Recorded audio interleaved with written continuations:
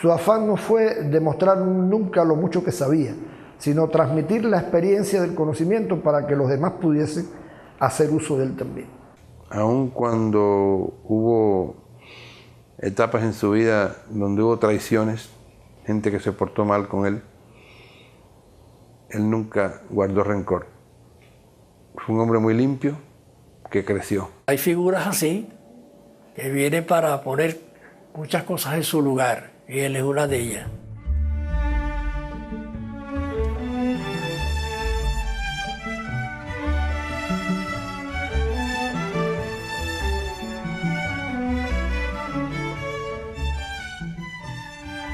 Bueno, Argelier León nació en La Habana el 7 de mayo de 1918, en la calle Querpes Aramburu, esquina a San Rafael. Argelier era un niño en la época de Machado, en la crisis de Machado, y las hermanas de Argelier iban al conservatorio municipal. Entonces la madre lo llevaba a él de la mano. Y allí él se identificó con la música, con los estudios de música. En la casa había un piano. Entonces se fue identificando hasta que la madre lo matriculó y empezó sus estudios formales. Argelier era aplicado y destacado en todas sus asignaturas. Inclusive de 17 años, de 18, ya se graduó de solfeo y teoría, siguió las asignaturas superiores, se matriculó en la universidad y hubo un congreso de cultura en Santiago de Cuba donde lo enviaron a él como profesor ya del conservatorio. Los modelos de profesores de Argelier fueron en el aspecto primario de la música. Centenar y Monpó. Siempre tuvo a Centenar como un guía. Después que llegó a las asignaturas superiores, Ardévol fue su profesor y fue el organizador del grupo Renovación Musical. Yo llegué a La Habana en el año entre el 36 y 37 y tuve interés inmediatamente de comenzar los estudios superiores de técnica musical. En ese momento acababa de tomar posesión de la cátedra de composición Amadeo Roldán. Poco tiempo después muere Roldán y Ardévol asume todas las cátedras que Roldán atendía. Y es realmente Ardévol, compositor catalán que había llegado a Cuba, que se había vinculado a Catulla y a Roldán, el que organiza ese grupo de compositores jóvenes, y de ahí surge el grupo de Renovación Musical. Entre los primeros graduados que asumieron cátedra allí, y que éramos jóvenes, era Argelier en los estudios musicológicos y yo en los estudios técnicos musicales de armonía. Y él desde el principio descolló con una gran capacidad en el orden de la pedagogía en general. Ahí fue donde nos conocimos. Cuando él se integra, creo que él trae a ese grupo un interés que era una característica de Argelier, que era el interés marcado por el conocimiento del aporte africano, o sea, de las culturas africanas a la música cubana. Por ejemplo, él tuvo el privilegio de pasar en algún momento por París y estudiar con Nadia Boulanger, que era un nombre consagrado dentro de la música universal contemporánea. Y Argelier pasó por las manos de ella. Lo que él hacía en la musicología, lo que él hacía en la enseñanza, lo que él hacía en la composición, todo tenía relación. Y así él, por ejemplo, podía llevar instrumentos rituales a una obra sinfónica. Hay una obra que a mí me interesaba mucho por lo atrevido que era, una obra concertante para un cajón, de los que se usa para tocar rumba, un cajón y orquesta sinfónica. Obras como, no sé, la Sinfonía número 1, como la Sonata a la Virgen de la Caridad, o sea, una serie de obras donde se ve siempre el interés por los antecedentes africanos en la música cubana, pero no como una cita directa, sino en un trabajo siempre de elaboración, un trabajo muy pensado. O sea, él al mismo tiempo que utilizaba esas raíces, estaba muy interesado en la búsqueda de las técnicas musicales que se estaban manejando en la época en que él vivió. Yo lo conocí en 1942, en la Coral de La Habana. Él era estudiante de la universidad, de la carrera de pedagogía, pero cantaba en el coro universitario que había sido fundado por María Muñoz de Quevedo. Y yo cantaba en la coral que dirigía María Muñoz de Quevedo.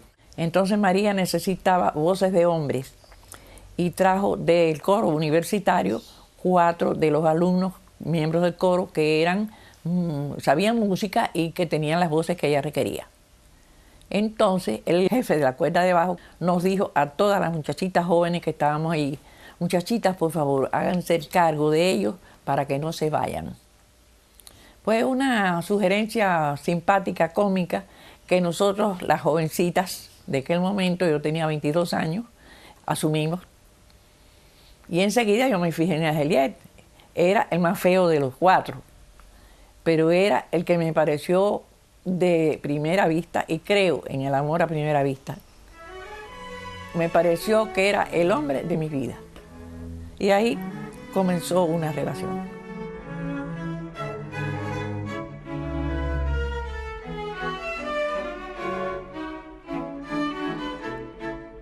En los días que yo lo conocí se inauguró el edificio que tiene ahora el conservatorio en la calle Rastro. Y ahí ya todos los planes eran nuevos. Hicieron una revista, la revista Conservatorio. Él había dado teoría, pero en la nueva planificación entraba el curso superior de teoría. Él era estudiante de la universidad, allí se enteró de que se inauguraban los cursos de verano y tomó el de María Muñoz de Quevedo, que era la directora de la coral, y que iba a explicar música folclórica de Cuba. Pero los cursos de verano de doña María, que ella hizo un plan que todavía Argelier lo usó muchos años, eso fue lo que lo llevó a la musicología. Cuando doña María se enfermó, le hizo una carta al rector y le dijo que le recomendaba como su alumno más eminente a Argelier León para que la sustituyera porque ella no podía ya dar las clases. Entonces él pasó a ser profesor de los cursos de verano hasta 1956, que se cerró la universidad.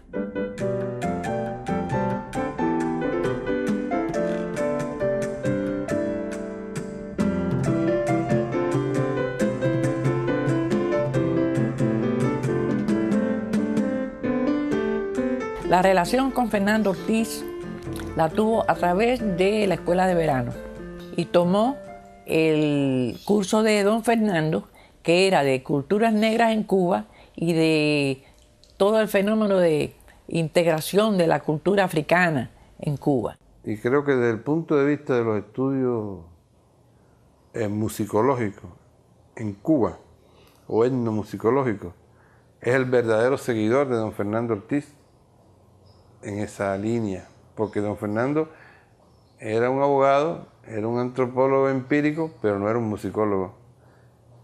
Entonces lo que hizo don Fernando en la africanía de la música cubana y en los bailes y el teatro de los negros en el folclore de Cuba, lo llevó a una concreción teórica, digamos, desde la óptica etnomusicológica, Argelier León en los elementos africanos en la cultura cubana y en muchos otros estudios que hizo.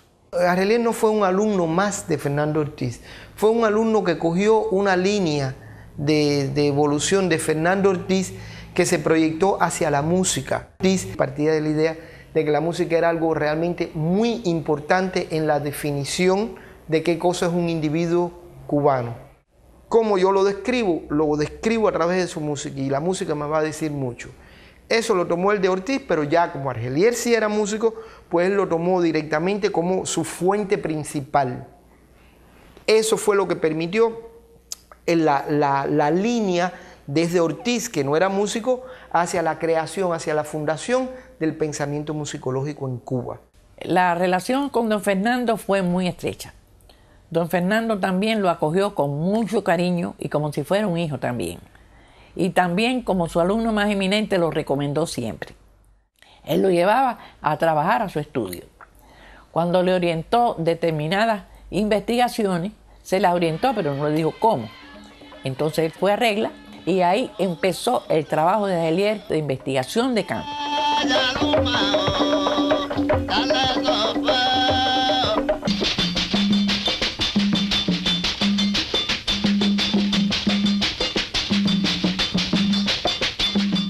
al joven Argelier, Fernando Ortiz le dice, veo que usted ha encontrado sus propias llaves, precisamente porque se dio cuenta que había encontrado un método de cómo hurgar en quién es el individuo cubano diferente al que el profesor Fernando Ortiz tenía.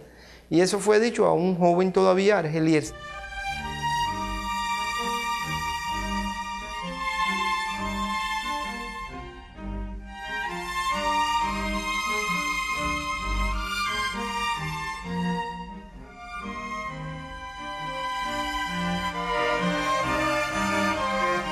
Nos casamos en 1947. Por problemas económicos no nos casamos antes, así que poco a poco fuimos reuniendo lo necesario para casarnos y después de casado, al segundo año de casado tuve a mi hijo mayor, Andrés, después tuve a Regina a los 22 meses y después de 14 años tuve a Elena. Como esposo era muy amante, muy cariñoso, me amó entrañablemente, yo igual a él, pero era muy severo. Sobre todo cuando se trataba de, afuera del matrimonio, hablar de trabajo o hablar de alguna serie de postulados y de cosas. Pero bueno, yo mantenía mis criterios y él los de él. Siempre tuve mi independencia. Pero esa independencia me la dio él. Porque la primera vez después de casado, que yo hice un artículo para la revista Vanidades, precisamente, sobre María Muñoz de Quevedo, que había fallecido en los mismos días que nosotros nos casamos, pues puse María Teresa Linares de León y me dijo, no, tú tienes que hacerte tu nombre profesional y quítale el de León ese. Le dije, no, pero yo estoy muy contenta de estar casada contigo. Y dice, bueno, eso todo el mundo lo sabe. Otro de los vínculos que tuvimos Argelier y yo fue la organización de la Sociedad Cultural Nuestro Tiempo. Y Argelier tenía una posición muy preponderante dentro de lo que era aquello, porque en el caso de él no era solamente el concierto y dirigir una obra o dirigir uno de esos programas que eran de música de cámara, por supuesto, sino las conferencias. Inclusive se llegaron a publicar cosas importantes. Y claro, ya él entonces durante ese tiempo siguió madurando, de modo que cuando ya llega el triunfo de la revolución, ya él es el dueño y señor indiscutible de lo que es la musicología en el orden nacional. Inmediatamente del triunfo de la revolución, en mayo, ya estaba el Teatro Nacional organizado por Isabel Monal, que fue una directora extraordinaria. Bueno, pues Argelier León yo lo conocí en los primeritos meses del 59 del triunfo de la revolución. A partir de ese momento hicimos muchas cosas en común y nos siguió en todas aquellas aventuras, pero no seguir, sino que fue uno de los elementos de la vanguardia de aquel proyecto. Pero desde el principio hubo una cosa que tuvimos muy clara. El Teatro Nacional tenía que ser un proyecto cultural. Y fue así como empezamos, concebimos desde el punto de vista del trabajo propiamente artístico, un departamento de danza, un departamento de música, un departamento de teatro y el departamento de folclore. Isabel Monal fue una persona que puso aquello enseguida a trabajar. Creó una serie de departamentos, el departamento de etnología y folclore, que lo llevaba Argelier, el de danza moderna, que era el mío. Pero bueno, ahí se echó a andar enseguida ese Teatro Nacional. La sala Covarrubia se consiguieron una silla de tijera, un aire acondicionado de un lugar por ahí, y enseguida, a poco tiempo, yo pude estrenarme las horas mías. La música o los toques, es decir, para parte de los ballets de Ramiro o de las danzas de Ramiro venían precisamente de los grupos que Argelier monitoreaba, guiaba o con los cuales trabajaba.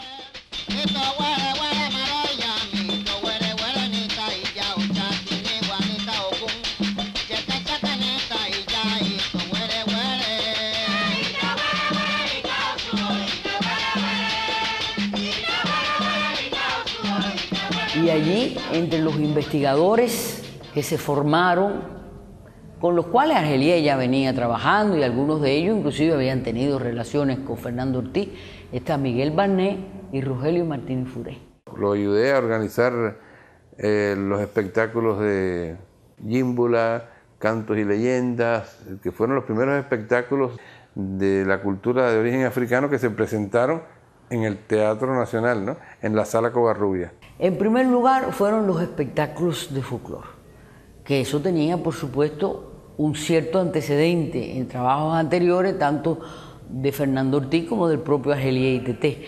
Pero aquí cobró una gran dimensión con ayuda artística, apoyo artístico. Por ejemplo, las cosas yorubas sí se podían ver en los toques de santo, pero las cosas congas y los abacuá y todo eso era muy difícil, yo no tenía acceso a eso. Sin embargo, Argelier hizo espectáculos de ese tipo, junto con, no con coreógrafos todavía entrenados, sino con ellos mismos. Los guiaba, comprende, y les controlaba el tiempo y las intensidades musicales y los cambios de unas escenas a las otras. Habíamos ya presentado el espectáculo primero que presentamos, que fue el Yoruba, después ya habíamos presentado el Congo, que ya casi no era, ese casi era desconocido en Cuba, pero el abacuá, eso sí era una gran dificultad, porque, como ustedes saben, un grupo secreto tenían prohibido todas estas manifestaciones públicas. Y entonces Argelier dijo: de ustedes depende de salir en la prensa como lo que realmente son, de que la población de Cuba los reconozca como lo que son, parte de nuestra cultura. Fue obra de Argelier León, de su personalidad, del respeto y confianza que él inspiraba.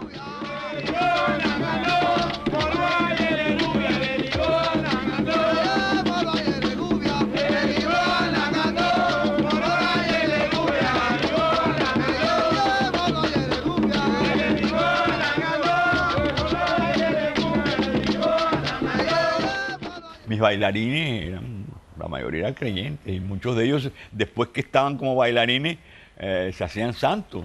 Y yo iba a aquellos lugares, yo no me iba a poner a decir, óyeme, tú eres tal cosa, y yo no estoy de acuerdo con eso. Yo estaba de acuerdo, estudiaba las cosas que veía de ellos. Entonces ya se empezó a correr en el ambiente burocrático de la época, que yo estaba propiciando que en ese momento todas esas religiones eran mal vistas, ¿no? Teníamos todavía el pasado.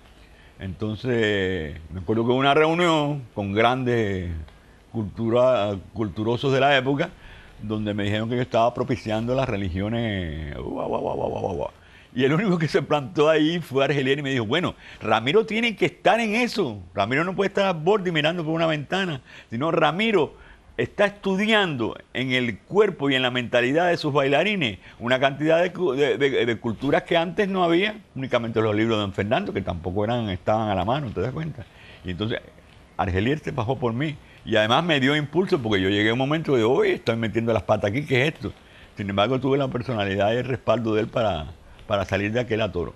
Creo que es importante, entre los grandes méritos de Argelier, que tiene tantos, fue la concepción, la creación y puesta en práctica del seminario. ¿Cómo no voy a recordar el seminario si ese fue para todos nosotros una gran universidad? Allí se impartió bibliotecología, biblioteconomía, se impartieron estudios de economía política, de historia de Cuba, de metodología de la investigación antropológica. Allí se impartió estadística. Se impartieron cursos, asignaturas con profesores de mucho relieve. Regina Trobo, Manuel Moreno Frajinal. Y Argelier era una de las cosas de la que siempre hablaba años después, el apoyo que él tuvo para la revista Actas de Folclore. Porque aquella revista, por su periodicidad, por su estabilidad, permitía una promoción, pero además, puesto que existía la revista, ya una serie de compañeros interesados en la investigación del folclore ya hacían su trabajo pensando en la oportunidad de publicar. Es decir, que la revista a su vez se convertía en un estímulo para las investigaciones y para la creación en la investigación. Y al poner en un escenario el folclore con determinadas reglas que necesita un escenario, propició la creación del Conjunto Folclórico Nacional, que también fue creado partiendo del Teatro Nacional y con gentes que se fueron formando también en las cátedras de él, comprenden, los seminarios de Argelier. Ya el nombre de él a veces era un Valladares, porque es un nombre raro. Y la gente pensaba muchas veces que era extranjero. Todos los consejos que le dio don Fernando Ortiz de respetar al informante, de llegar a él abierto con toda sinceridad, de no ofrecerle regalías, de no ofrecerle dinero, de no comprarlo. Pero a la vez que él empezaba a conversar y empezaba a aceptar que le brindaran una jícara de café o que le brindaran un poco de congrí en un plato peltre de esos cacao esmaltado y que lo comiera con una cuchara con esa naturalidad, eso le abría el corazón.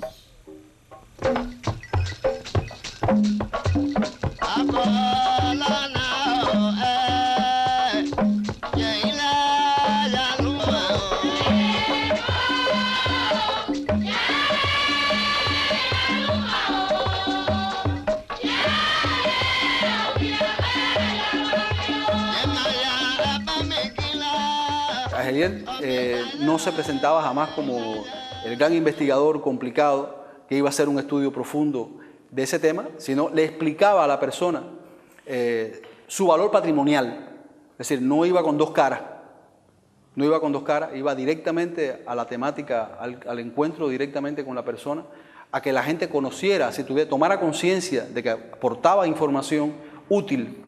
Él empezó a trabajar desde luego con los informantes que don Fernando Ortiz usaba. Trinidad Torregosa, Raúl Díaz, Giraldo Hernández. Pero con el que mayor y más estrecha relación tuvo fue con Trinidad Torregosa. Ese era un viejo prodigioso, era un viejo maravilloso. Él hacía tambores, tocaba todos los tambores. Ese fue el que empezó a llevarnos a distintos lugares. Raúl Díaz era un hombre que tenía unos conocimientos extraordinarios de todo lo que era la música bacuá, lo que era la música conga, lo que era la música yoruba. Tocaba todos los tambores. Y ese era un poco más reservado. Y como bacuá no le gustaba que yo estuviera adelante y yo siempre me perdía. Así que cuando ellos trabajaban, nunca le dijo nada de secreto, porque eso no era necesario para nuestro trabajo. Pero sí hablaba con él más diáfanamente, se sentía mejor. En la libreta de Abacuá él estaba muy interesado en los ritos asociados al río. Y bueno, tuvimos acceso a esa información con mucho respeto, como una importante contribución, no solo desde el punto de vista ritual, sino precisamente a esta cuestión que Argelier venía estudiando muy en serio, que era el tema de la semiótica, de la imagen.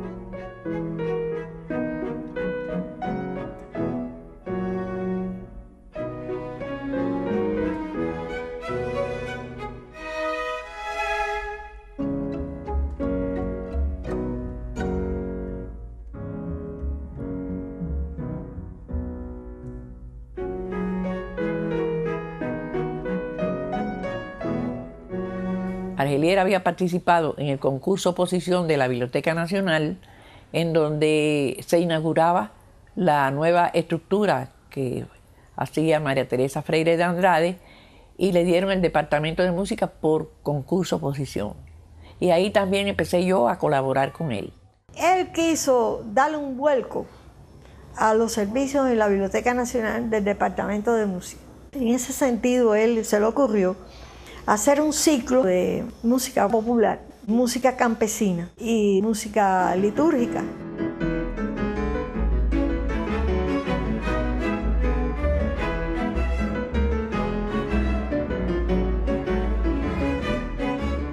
Estrenó las rítmicas de Roldán en la biblioteca, fue un acontecimiento. Y ahí acudió lo que valía y brillaba en general en la cultura cubana. Pero sí yo recuerdo que, por ejemplo, él hizo mucho énfasis en mover toda esa música desde la Biblioteca Nacional.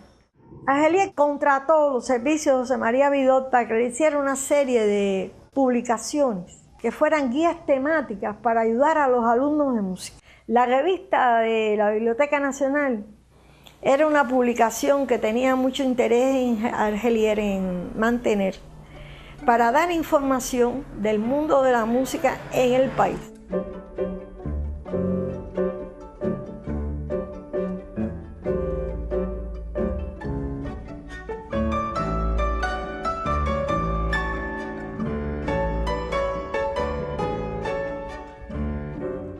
El Teatro Nacional cambiaba su estructura y se aisló el departamento de danza al conjunto folclórico y el de investigación iba a pasar a una nueva institución que se iba a llamar Instituto Nacional de Etnología y Folclore.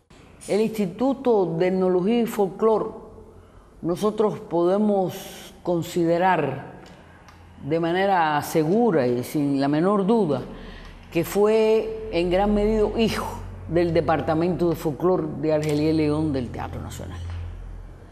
Porque fue precisamente por el prestigio de Argelier y todo este trabajo que él venía realizando, los espectáculos, las actas de folclore, la edición de libros, el seminario, ya era, digamos, los embriones, el conjunto de pequeños embriones que formaban el gran embrión de lo que podía ser el Instituto de Etnología y Folclore. Para el africano, la superposición de planos tímbricos tenía una particular importancia, porque en la música originaria africana los timbres tienen una función social determinada. Una maraca, un sonajero, un hierro percutiente no puede emplearse indistintamente porque tienen una función peculiar, particular dentro del rito y por lo tanto cobran una significación social especial.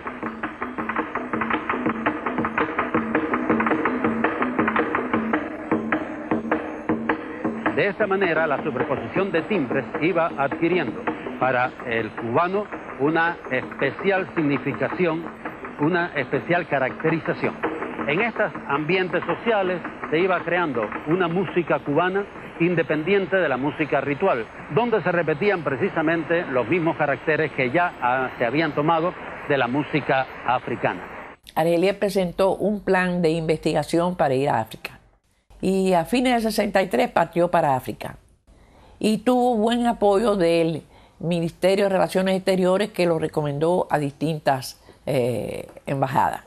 Estuvo situado de fijo en la Embajada de Ghana y desde allí se proyectó a Mali, se proyectó a otros lugares y fue a Nigeria. Y Argelier trabajaba África con un nivel de meticulosidad impresionante. Además con un saber sobre la cultura africana, cultura en el sentido amplio, realmente muy vasto, ¿no? Por tanto, África para él era un continente con una especificidad, con una necesidad de profundización desde él mismo para después poder comparar con lo que pasaba en América y en el Caribe. Y cuando vino Argelier, que me impresionó muchísimo, yo le dije, maestro, ¿pero qué le ha pasado? Vino flaco, por flaco. Argelier era un hombre delgado y alto, pero vino flaco. Y me dice, hija, que las sopitas inglesas de los hoteles que yo podía tomar no me alimentaban nada. O sea, que pasó sus apuros económicos afuera con tal de sacrificarse para sus investigaciones. Muchas de las piezas que forman parte de los fondos de la Casa de África fueron donaciones que hizo Argelier. Fue una persona que tuvo la capacidad de desprenderse de parte de su patrimonio para que fuera disfrutado por el resto de las personas. Y no las donó la familia, las entregó él.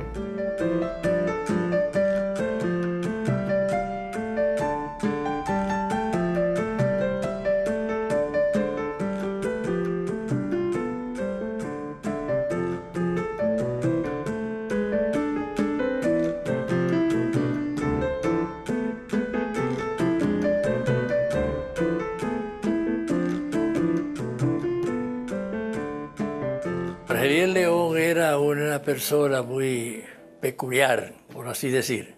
En primer lugar, era muy exigente en las cuestiones que tenían que ver con su cátedra, pero era muy irónico y muy humorístico al mismo tiempo. Una persona de esas que usaba el humor en serio, es decir, sin siquiera sonreírse, pero lo que decía era para que uno se muriera a carcajadas. Era además una persona muy afable, muy conversadora, muy ingeniosa, muy ocurrente, porque él me ha hecho una dedicatoria histórica de su libro también histórico, El canto y el tiempo, que eso le ronca el mango. Entonces a veces en esa época yo decía, bueno, más o menos como según nos acercamos, aproximadamente nos acercamos por aquí. Entonces él me hizo una dedicatoria donde me caricaturiza en ese sentido. Me dice, más o menos, es decir, 3/4 de conciencia, 5/4 de conciencia, es decir, es lo que acabo de decir. Es una cosa espectacular. Yo creo que Argelier era un hombre severo, pero profundamente tierno y con un sentido del humor cáustico, que era lo que más me gustaba. Me acuerdo cuando yo le dije, figúrese, yo trabajo en una compañía americana y no sé qué va a pasar, pero yo lo que quisiera es salir de la máquina aquella de facturar gomas de automóvil y venir aquí a estudiar con usted los estudios que me interesan a mí, ¿no? De la cultura cubana. Y me dijo, ¿y tú lo piensas? Dígole, no, yo lo que estoy es preocupado porque no sé si voy a tener un sueldo aquí o si voy... Dice, no te preocupes por el sueldo, ven para acá y hablamos del sueldo después. Llegué ahí a trabajar con Argelier y estuve como 6 meses sin sueldo, hasta que no se oficializó la plaza. Pero fui feliz. Y esa fue mi entrada en la cultura cubana en grande. Argelier también se autocaricaturizaba en la expresión y se autocaricaturizaba en el dibujo, porque dibujaba muy bien.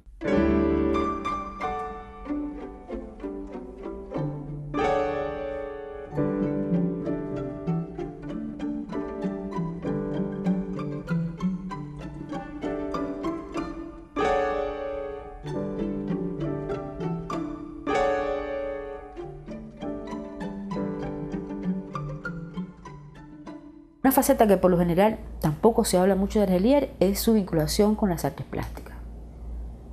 Y era bien interesante oír a Argelier haciendo análisis de las composiciones. Es decir, sentarse con Argelier a oírlo analizar la obra de Lam o la obra de Pogolotti o la obra de Carlos Enrique en un ejercicio de trabajo cotidiano, que fue, digamos, mi experiencia en ese sentido también con él. Mira, es sumamente revelador de una cultura.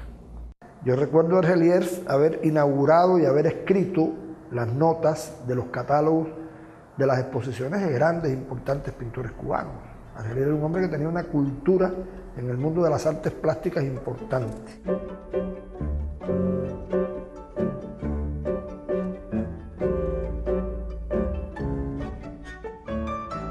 Estando yo trabajando en el Instituto de Etnología con Argelier, empezamos a ver dónde él buscaba algún lugar donde yo pudiera empezar a poner en práctica lo que había aprendido con él en técnicas de investigación de campo en la musicología.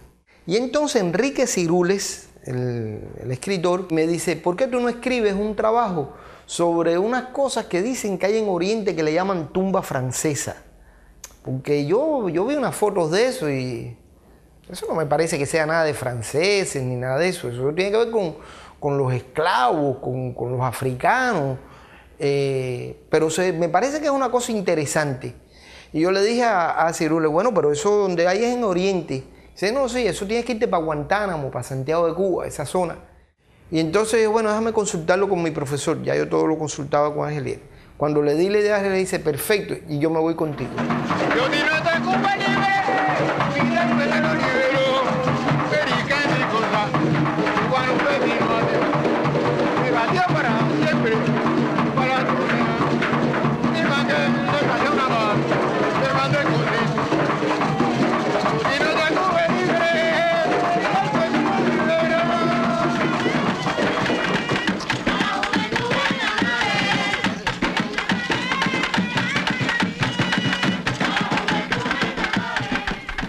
Él se levantaba a las 6 de la mañana todos los días, bajábamos, desayunábamos, salíamos para aquí, ahora vamos para Los Conguitos, vamos para la Loma del Chivo. Entonces una vez me dijo, no, pero aquí hay elementos de santería, y llegamos a casa de un individuo que era santero, y entonces el hombre dijo, no, yo no soy santero, aquí no hay santería, esto es lo que se hace en fiesta de Changüí, y esto y lo otro. Y ya nos íbamos ya, y entonces Argelier se vira para el hombre, le dice algo al oído, y el hombre le dice, bueno, sí, entre usted. Dice, no, tú quédate afuera. Y me dejaron a mí afuera, y Argelier logró toda la información que nosotros necesitábamos sobre vínculos de la santería o participación de individuos creyentes de la santería en la música de las sociedades de tumba francesa, que era muy poca, pero había que detectarlo. Bueno, trabajos de campo con Argelier hice varios, y el primero de ellos fue en la provincia de Matanzas, haciendo una investigación sobre la rumba.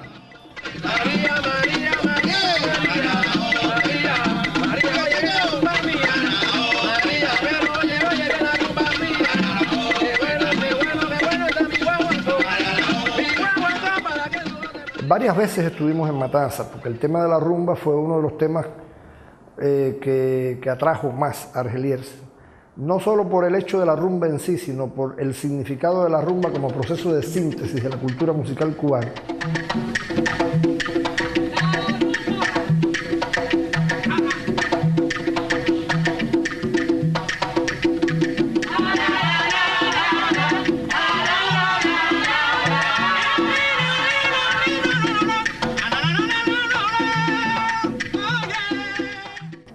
Entre los informantes que en esa ocasión trabajamos con ellos, recuerdo a 3 en particular. Fueron unos cuantos, pero recuerdo a 3 en particular. Un señor venerable, una especie de patriarca, ya estaba muy mayor en ese momento. No recuerdo su nombre porque todos le decían Fantoma.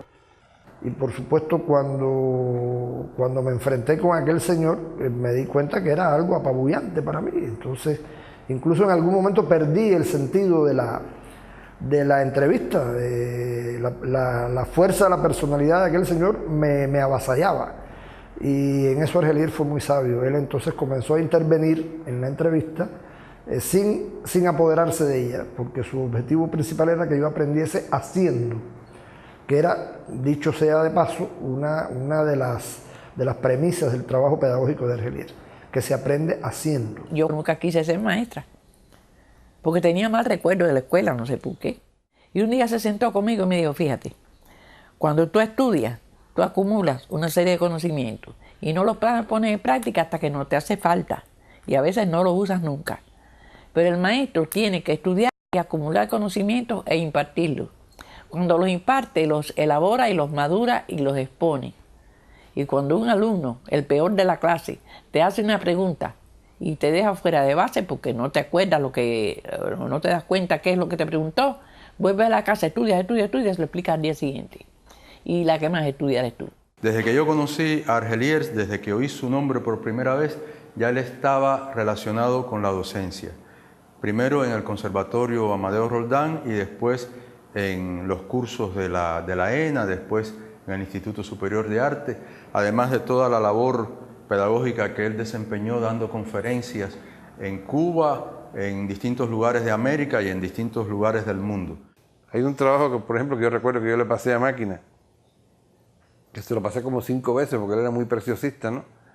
Cuando yo era secretario de él, que hay un trabajo sobre el Eguá, el dios de los caminos, y otro trabajo sobre el culto a los muertos, y su representación en el cementerio de Colón. Yo decía, bueno, ¿hasta cuándo? Porque era una versión, la leía al día siguiente, había que pasarlo de nuevo y así, hasta que tuviera un acabado perfecto. Ese es el rigor, ese es el trabajo del científico, ese es el trabajo del investigador. Argelier no imponía un tema, no imponía un campo de estudios. Dejaba que tú solo descubrieras ese campo de estudios, descubrieras ese tema o ese problema. Te daba esa libertad para tú escoger, pero al mismo tiempo escoger eso era un compromiso que tú te creabas para ti, era un reto que te creabas para ti. Y después él te ayudaba observándote cuáles eran los puntos críticos por los que debías transitar, cuáles eran los problemas que podías confrontar. Pero Argelier tenía otra faceta como pedagogo que no todos los profesores la tienen, que es que él convertía la pedagogía en algo personal. Y él establecía estas relaciones de que el alumno iba a su casa y las clases las daba él, y los libros, la base material de estudio era la de él. Y él ponía el almuerzo, y él nos hacía café, y él, es decir, era ese concepto del discípulo. Es decir, yo nunca fui alumno de Argeliers. Yo desde la primera clase fui, y solamente fui, discípulo de Argeliers. De esos discípulos que iban con el profesor, como las cosas que uno lee de Pitágoras, y sus discípulos iban y se sentaban abajo una mata y ahí él les daba una clase. Y bueno, nosotros íbamos al Amadeo Roldán y allí cuando terminaba nos daba una clase de análisis. Argeliers no era un hombre que buscara en sus alumnos que se convirtieran en eruditos. Él decía que el pensamiento tenía que ser creativo y que es importante dominar un dato. Pero lo más importante no es saberse el dato de memoria, sino cómo aplicar el dato en lo que uno investiga, en lo que uno estudia, en lo que uno observa en cualquier proceso de la vida.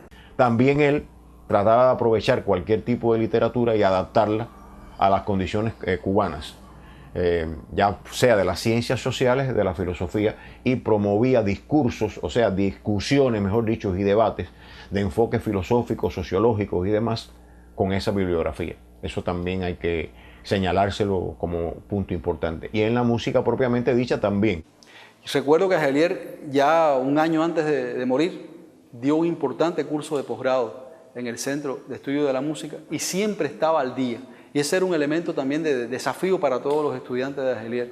No era repetirse en un curso anterior, sino era ubicarse por encima del nivel de conocimiento que se tenía en ese momento. Pienso que eso fue uno de los grandes legados, sobre todo porque siempre en Argeliers, independientemente del musicólogo o del antropólogo, estaba muy fuertemente el pedagogo. El pedagogo fue un elemento permanente en él, o sea, su misión de enseñar, es decir, el maestro con mayúscula. Hablando en otro momento sobre eso de los títulos, me dijo, no, mira, el alumno cuando calca al profesor termina siendo el mismo profesor pero más malo. Tú tienes que romper esas cosas. Todavía te falta por llegar a la etapa en que me vas a decir que no, que eso no es así. Y todavía después te va a faltar la etapa en que le digas a otro que no, que yo fui muy bueno, pero no tenía la razón en muchas cosas que tú después vas a creer que la tienes. Y así mismo te va a pasar a ti con algún alumno.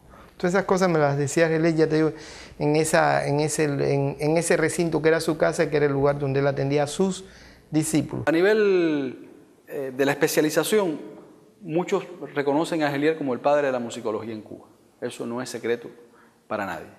Pero esa paternidad es una paternidad ganada con mucho sacrificio, sobre todo en cuanto al rigor que él ejerció.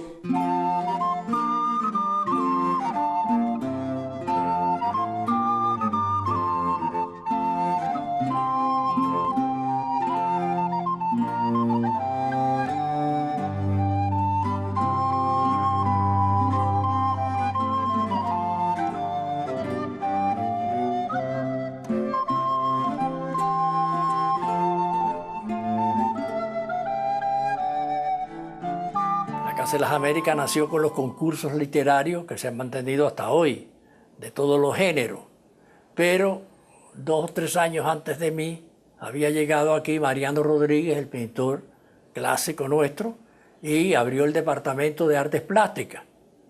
Y el que vino luego fui yo. Entonces yo, viendo la situación que había, tuve una entrevista con la directora, con Aide Santamaría, que estaba viva aún, y le dije, mira, la música tiene todavía una dimensión más amplia, porque está por un lado todo lo que es la música culta, elaborada, científica, y la música popular a nivel internacional y sobre todo el panorama latinoamericano nos compromete más que la literatura y que la pintura. Lo entendió, abrió un departamento, me puso frente a él.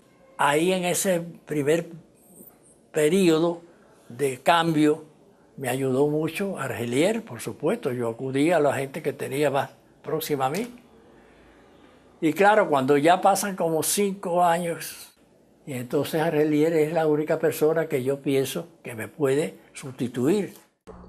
El Departamento de Música, que se creó desde el comienzo mismo de la Casa de las Américas, desde la inauguración de las actividades de la Casa de las Américas, tiene por finalidad fundamental establecer contactos, nexos directos, personales con músicos de América Latina, con creadores espontáneos, con cultivadores de la canción política, con concertistas, con investigadores, con musicólogos, dentro de la musicología, pues con todo el campo de especialidad de la musicología, especialmente estimular la creación joven dentro de nuestras posibilidades en América Latina.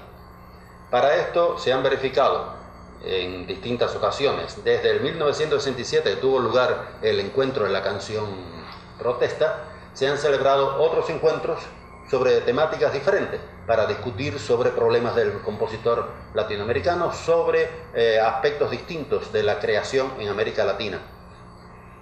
Además, hemos organizado desde el año pasado el concurso de musicología, Premio Musicología Casa de las Américas, con el objetivo de estimular la investigación, el conocimiento ya concreto de la música en América Latina, en todos sus aspectos, desde la historiografía hasta la investigación científica de nuestra música. Además, el Departamento de Música viene publicando ya este año cumplimos 10 años de publicación de un boletín bimestral donde procuramos recoger el pensamiento vivo de la música de América Latina y mantener una información sobre las actividades, sobre la vida musical de nuestra América. Argelier era un revistero, él donde quiera que estaba tenía que crear una revista, hacer una revista, comunicar desde una revista. Y eso hace que cuando él llega o cuando ya se establece en la Casa de las Américas y toma en su mano el boletín de música, él le dio un giro al boletín de música, porque entonces los artículos temáticos empiezan a ser más amplios, porque la discusión de esos artículos temáticos toca muchos temas y al mismo tiempo muchos asuntos que van a ser importantes para ese momento, pero mucho más van a ser importantes para la musicología posterior.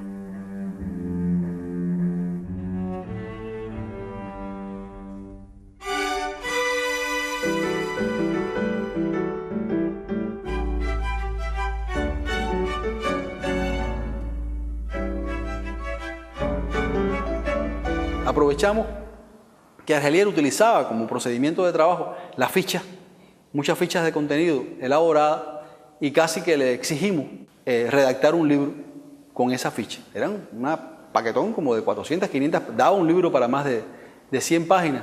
Y cuando se explica todas las técnicas de la estatuaria africana, los dibujos fueron de Argelier y es parte de su faceta como artista plástico que se ve reflejado ahí. En la introducción al arte africano, Argelier logra poner de manifiesto las relaciones que pueden existir desde el punto de vista visual y constructivo entre las áreas de producción simbólica en el África tradicional. El libro Lecciones del curso de música folclórica tiene cosas muy reveladoras. Argelier avanza, adelanta en ese texto ideas que hoy en día se consideran muy novedosas y que sin embargo ya en 1948 él las había formulado. Cuando él hizo 3 cantos yorubá, que fue de hecho un análisis de la melódica yorubá, eso era muy inusual porque todas las melódicas que se analizaban siempre en Cuba eran las melódicas europeas o americano-europeas, etcétera, o latinoamericano-europeas. Pero al analizar una melódica de origen africano, como él trató o intentó y plasmó en esa época, era bastante original. Música folclórica cubana es un antecedente importante desde el canto y el tiempo. Y Lecciones del curso de música folclórica de 1948 es un antecedente importante de música folclórica cubana. Ahí hay un ciclo. Ver esos 3 textos, estudiarlos, es comprender el desarrollo del pensamiento de Argelier, que no fue lineal, pero tampoco fue contradictorio, es decir, fue muy coherente. A fines ya del siglo XVIII, muchas contradanzas se distinguían y aparecían así en algunos conciertos como contradanzas criollas. Además, músicos como Tomás Alarcón, el maestro Menéndez, eran ya creadores de contradanzas. Eran músicos mulatos que además tocaban en orquestas. A mediados ya del siglo XIX, la contradanza había definido una serie de caracteres que la hacían indiscutiblemente cubana. Es decir, Argelier tenía una formación académica europea y él sabía lo que es una sonata, lo que es un minuet, lo que es una marcha, lo que es un paso doble. Y esos son géneros de la música de España, algunos como las marchas universales, en fin, el minuet francés, en fin, la contradanza francesa, que después desarrolló una contradanza cubana, y por ahí él empieza a decir, bueno, ¿y cuáles son los géneros de la música cubana? Entonces él habla de el danzón, ya ubicándolo como un género. Intentos de esto habían ocurrido antes, y no es que él fuera el primero, pero una organización de la historia de la música en Cuba a partir de los géneros musicales, eso lo inventó Argelier León. Los sones, tal como lo había elaborado el Sexteto Nacional, el mismo trío Matamoros, alcanzaban con ellos el punto culminante de desarrollo a partir de su presencia en el pueblo. Ofrecían los sones de estos dos grupos un modelo ya altamente elaborado que se le brindaba al compositor culto. En él, el compositor culto encontraba las raíces de una música más primaria. Estaba más a la mano los elementos formales, los elementos expresivos, incluso los elementos tímbricos para el compositor culto. Argelier escribió mucho, pero desde el punto de vista de africanista, que era, desde el punto de vista de etnólogo, que era, y escribió también cosas de la música, pero orientado en ese prima, pero el libro de él, donde él es el músico, el gran músico, Argelier León, hablando sobre música cubana, es del canto y el tiempo. Se le da mucha preponderancia al libro del canto y el tiempo. Yo creo que la tiene, creo que es un libro fundamental de la musicología cubana. Pero no coincido con los que piensan que es la obra cumbre de Argelier León. La obra cumbre de Argelier León es toda su obra musicológica. Del canto y el tiempo es un libro muy bueno, pero no es capaz de resumir todo el universo de saberes que sobre la música Argelier dejó en sus escritos.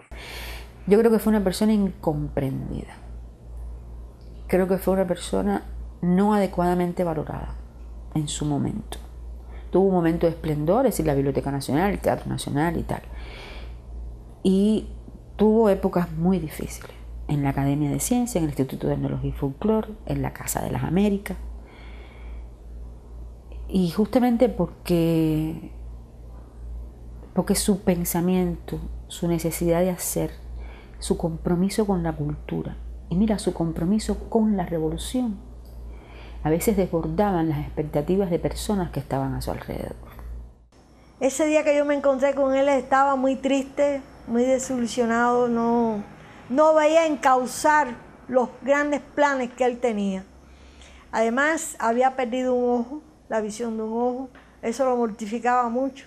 Pero él tenía siempre sus grandes planes de investigación y no recibió a veces todo el apoyo que se debió haber tenido este hombre. Me acuerdo que Argelier ya en la última etapa de su vida participé en una reunión donde lo vi muy amargo, porque había muchas cosas que él hubiera soñado que se hubieran resuelto, que no hemos logrado aún resolver. No hay pérdida, necesariamente no hay pérdida. Hay una obra y hay lecciones. Y mira, obras son amores.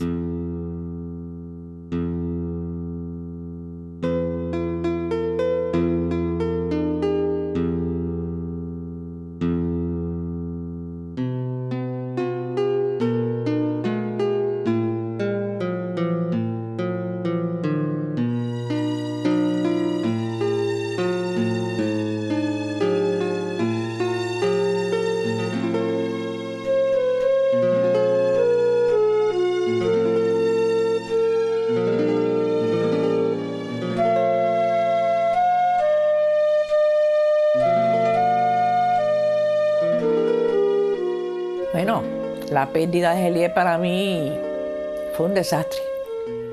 Fíjate, eso para mí fue un golpe. Entonces me acordé siempre de él. Estuve aquí esperando a muchas personas que vinieran a darme pésame, pero 5 días me incorporé al museo. Si tenía ganas de llorar, lloraba. Pero siempre me acordaba de él con alegría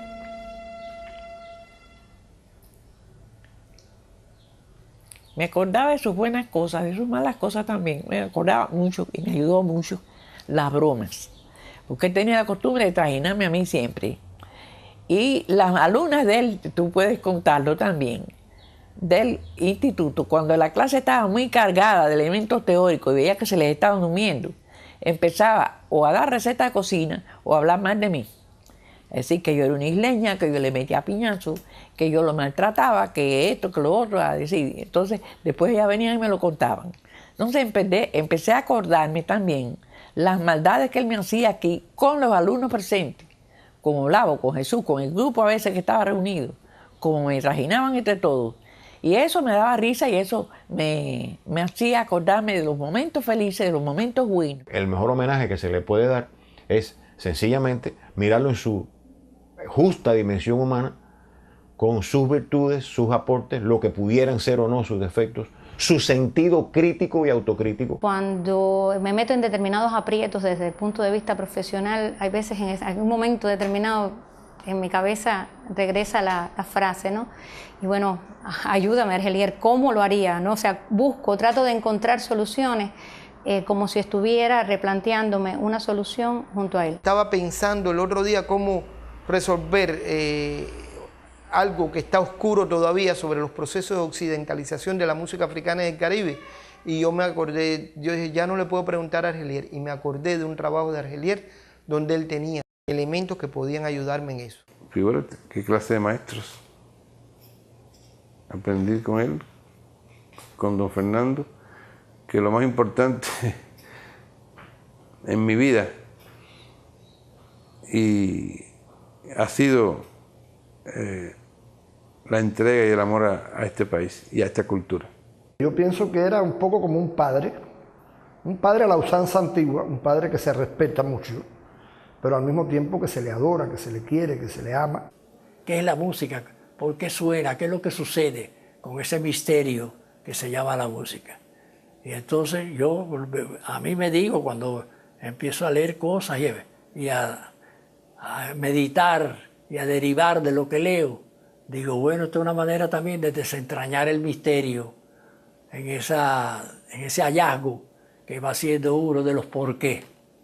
Y eso, cuando yo lo pienso para mí, digo, aquí está Argelier. Es decir, me calzo su nombre en relación con una reflexión que yo pueda hacer que me lleve a una conclusión y a un entendimiento, como si yo estuviera dialogando con él. Y entonces a través de su lectura, de su pensamiento, me doy la respuesta y me parece que lo tengo vivo delante de mí. Es el recuerdo más lindo que llevo.